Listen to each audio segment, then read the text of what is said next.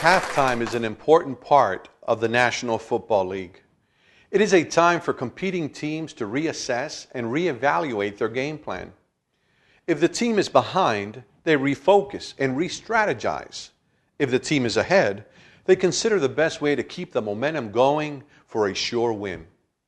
Like halftime, midlife is considered the beginning of the second half of a man's life. Some men ignore this important time and they ruin the second half of their lives. But other men refocus, reassess, and prepare for the second half properly. Today we will talk with one man who is successfully navigating this halftime. Understanding the value of midlife has made him a better man.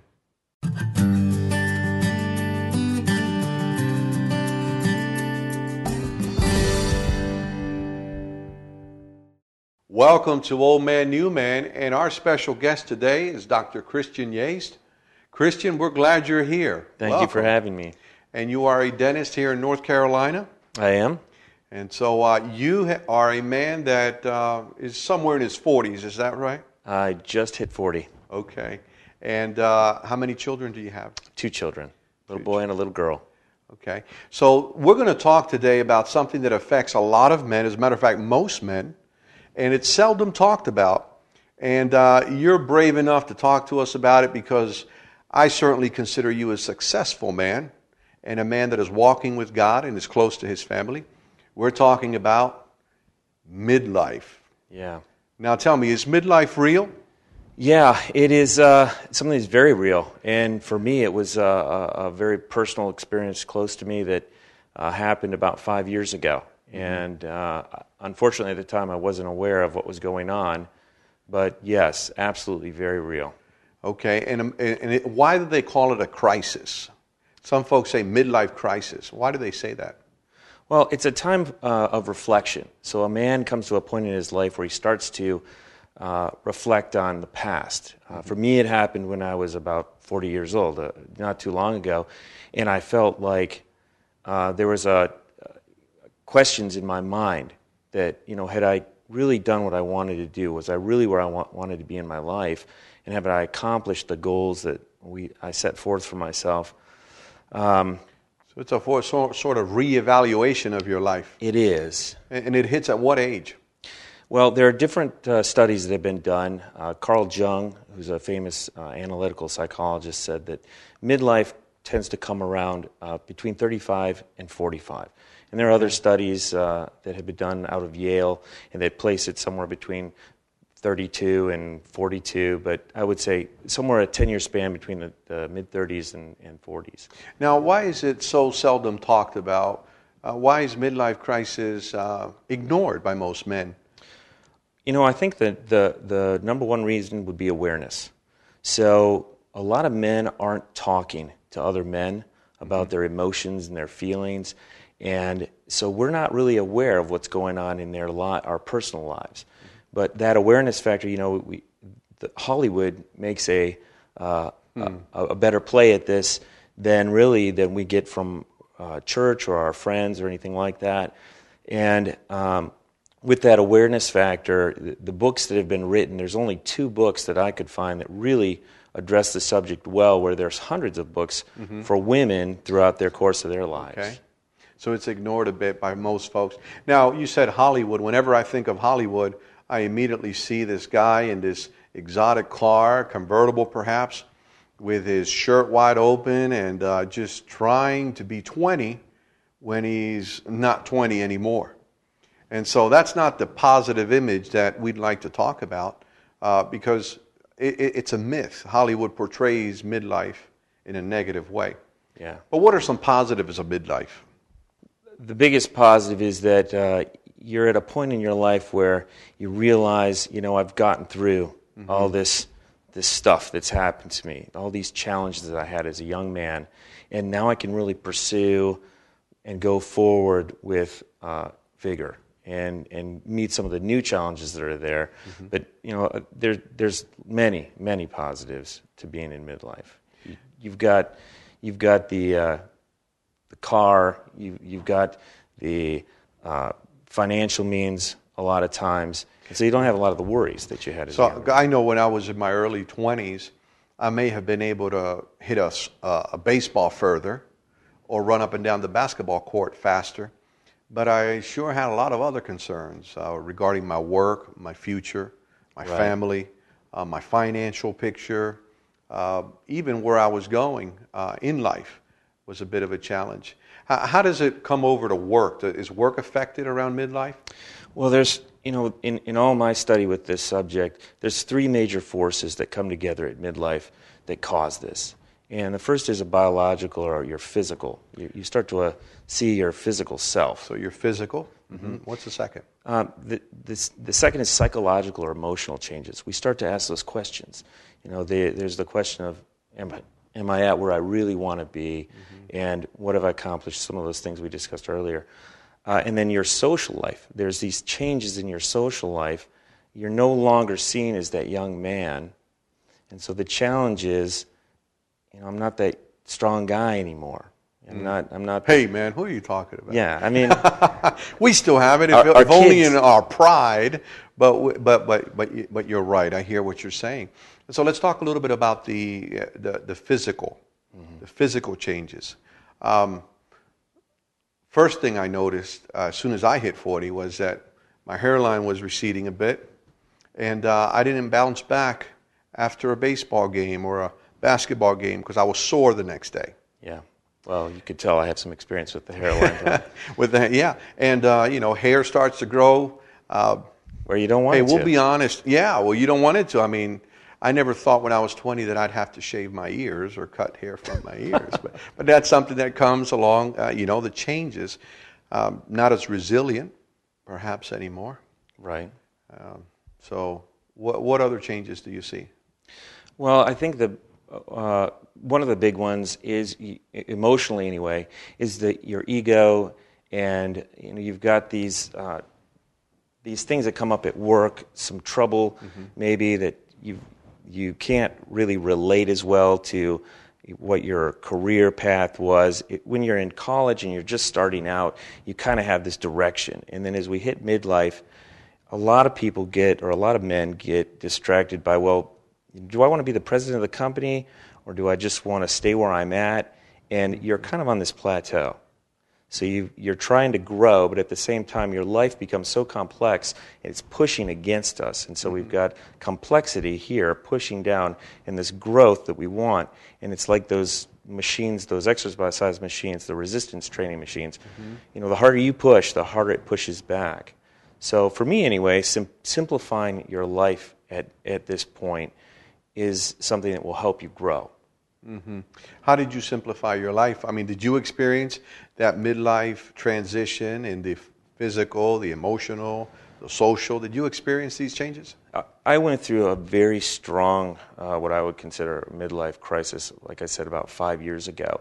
And it happened very gradually for me. Mm-hmm. But yes, I would come to the point where I would ask myself, what am I really doing?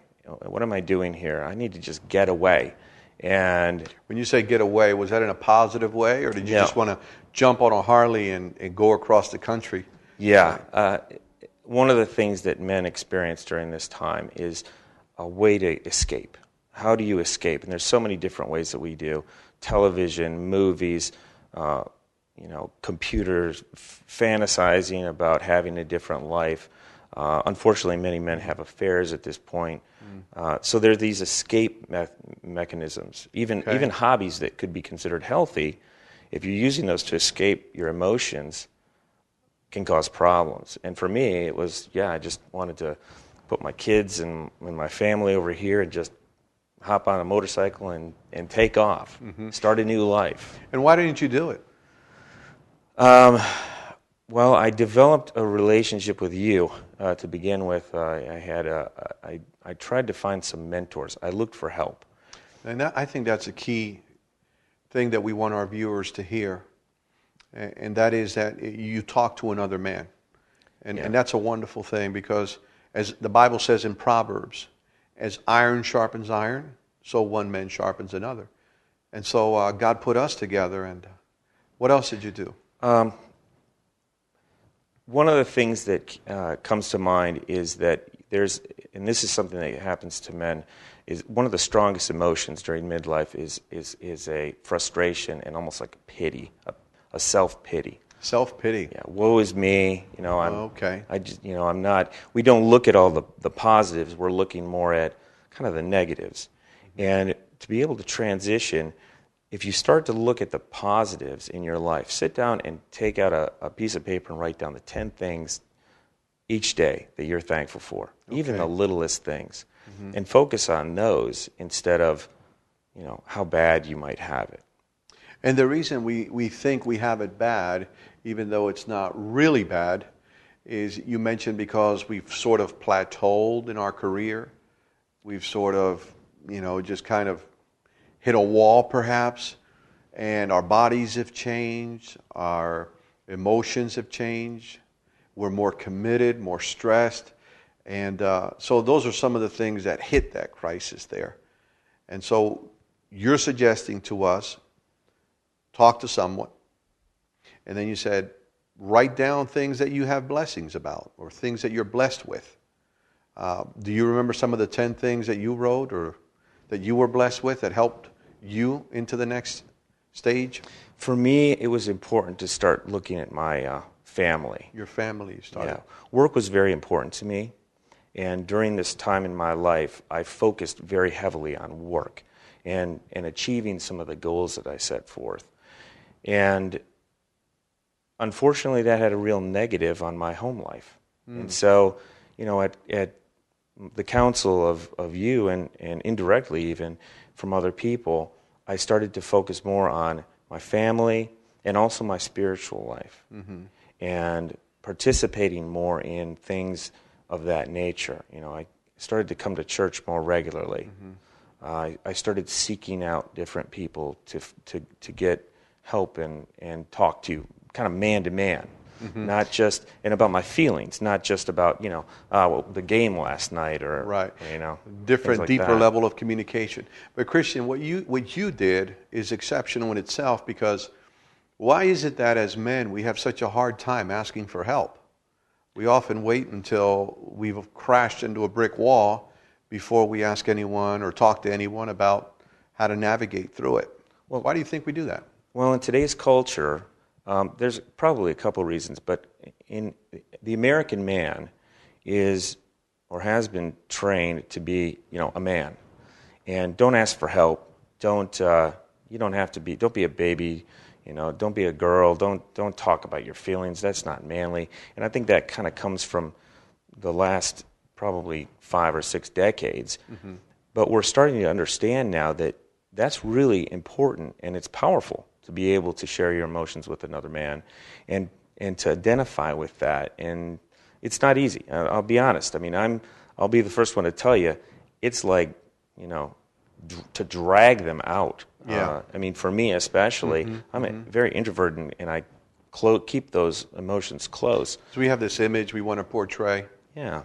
Yeah. One of my favorite scenes in a movie called The Gladiator is when the emperor, by the way, have you seen it? Oh, absolutely. Yeah, where the emperor is standing in front of the Spaniard, or gladiator, the main character, and he says, Gladiator, take off your mask. Who are you? And he asks several times until he finally takes off his mask and says, this is who I am. And you had the ability to talk to someone else. I know that I couldn't be here, Christian, if it wasn't because I too talked to other guys, men that were successful, men that were friends and colleagues, that we could talk about these things and walk through them together, just like the Bible says. And so what happened next? After you wrote down the 10 things that you did, what did you do after that? I spent more time reading my Bible. So you came back to the Lord? Yeah. It was at a time in my life when work was very important, like I mentioned, and I had shut a lot of these other areas out, my family, spiritual things. And so I really tried to focus more on, reading the Bible and searching for answers. And I was able to find those. And with mentors' help and also the help of my family. My wife was very patient with me during this Praise time. God.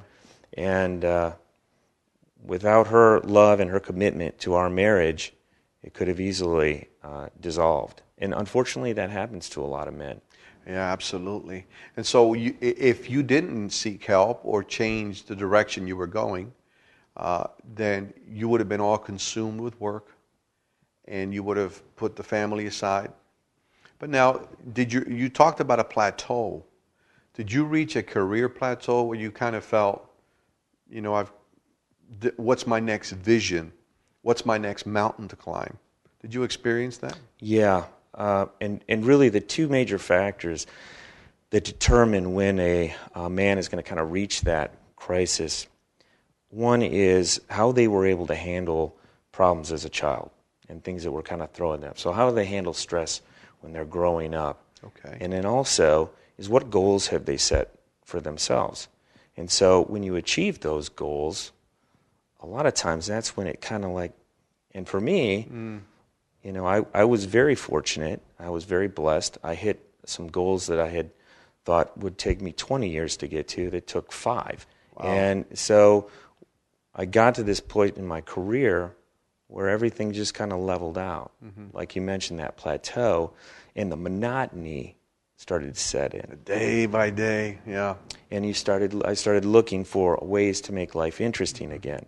And how do you do that? You use those escape mechanisms. You turn the television on, or you just, maybe it's time to try new things.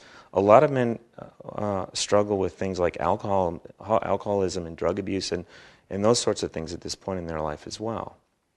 So you just, that plateau, to try to escape it, you talked about it, the escapism. You tried to find something out, an outlet, and you reached your goals early, so you had to set new goals?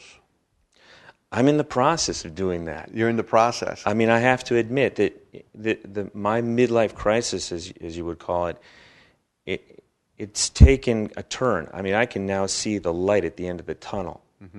And it's been very helpful to do things like read books. I was able to find 2 books that were just great on midlife crisis. Okay, good. And good. That has helped me. But as we turn the corner and I'm getting out of that point in my life, I'm really excited about moving forward. I think about the things that you and I have talked about before. This is the best time of your life. This is where you get to look ahead and really spend time with your children and your family. And they're a blessing, not a burden. Now, you're saying this is the best time of your life. Talk to us about that. Why is midlife for a man the best time of his life? Well, we talked a little bit more about this earlier, but financially, for me personally, I reached some financial goals, and so it's not as hard as it was when I first got out of school.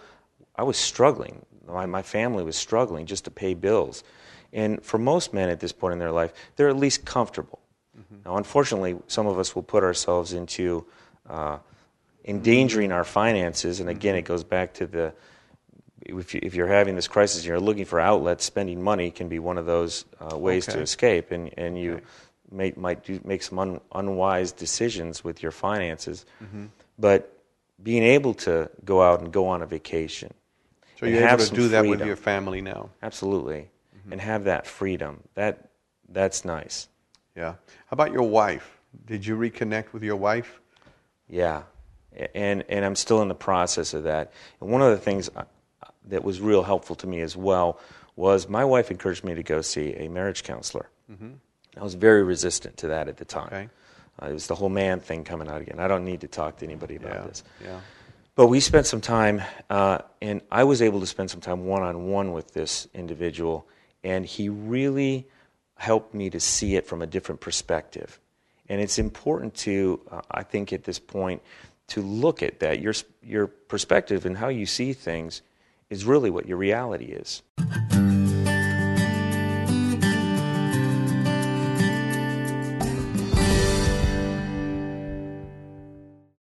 At oldmannewman.com, you can watch this program and many others that will help you along life's journey. There, you will also find the contact information of our guests, along with resources that will further equip you. The Bible tells us in 2 Corinthians 5:17 that if anyone is in Christ, he is a new creation. The old has gone and the new has come. Ladies, when the men we love are strong and happy, we too are happier. We are here to equip the men with proven biblical information for success in their Christian adventure. Send us an email with any questions or comments you may have. Pastor Minner and I would love to hear from you.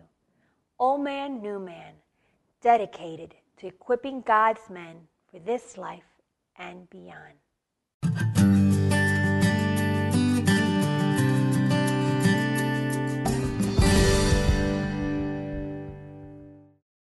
You know, LeBron James, I use him as an illustration. He's a pretty good basketball player.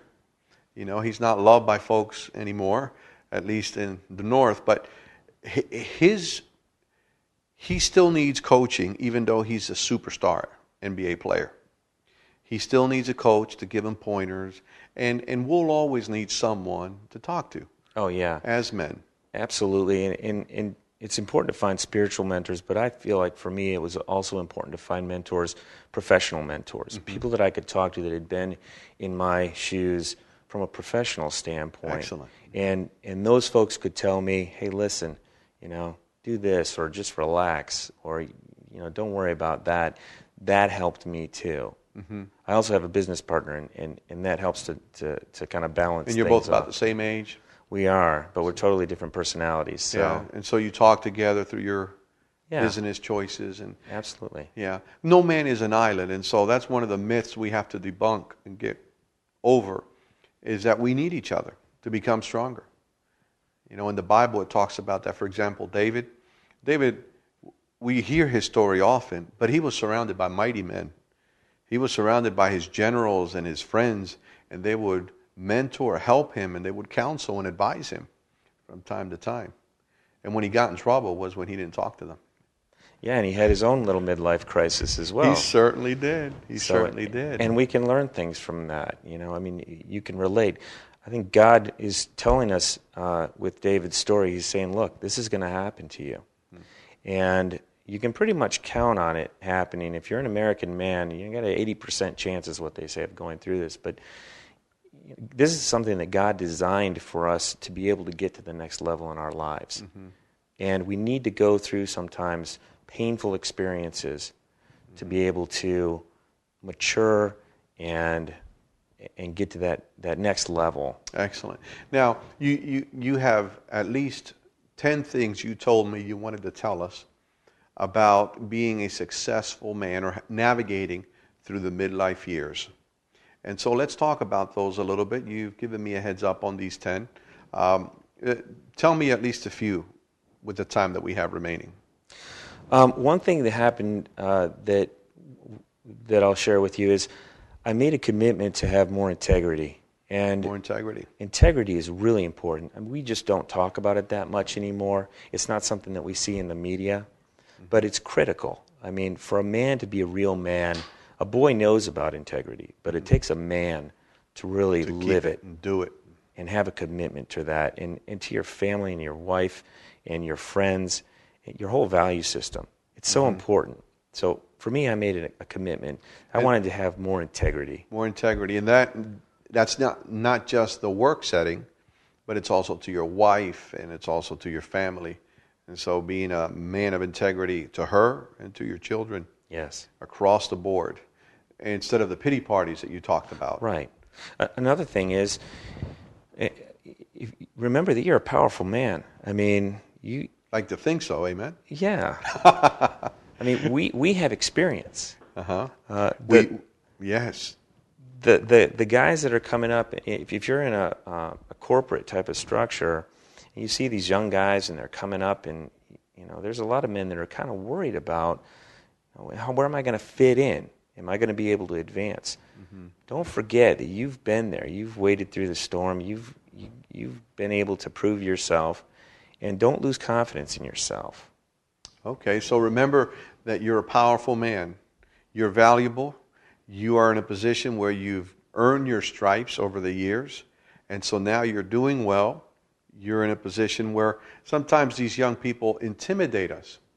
However, you're saying, recognize that you bring some talent, some experience, and some value to your place of work. Right. In getting back to work, now might be a good time to make some decisions about your job, your career. Are you happy in what you're doing?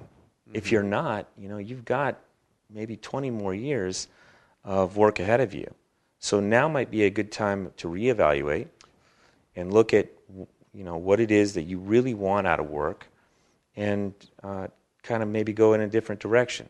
Obviously, without endangering your finances or your family's position. Keep the foundation strong. Right.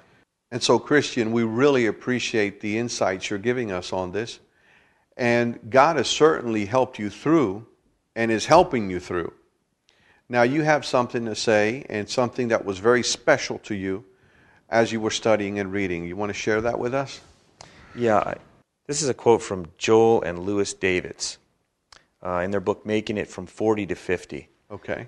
And this is the quote: "No other decade is more intriguing, complex, interesting, and unsettled." Isn't that the truth? Oh, yeah. "Other than our childhood, no other period has a greater impact on the balance of our lives, for at no other time is anxiety coupled with so great a possibility for fulfillment." And that stood out to me because there are all these kind of things that could be construed as negative. There's anxiety, but that anxiety leads to fulfillment.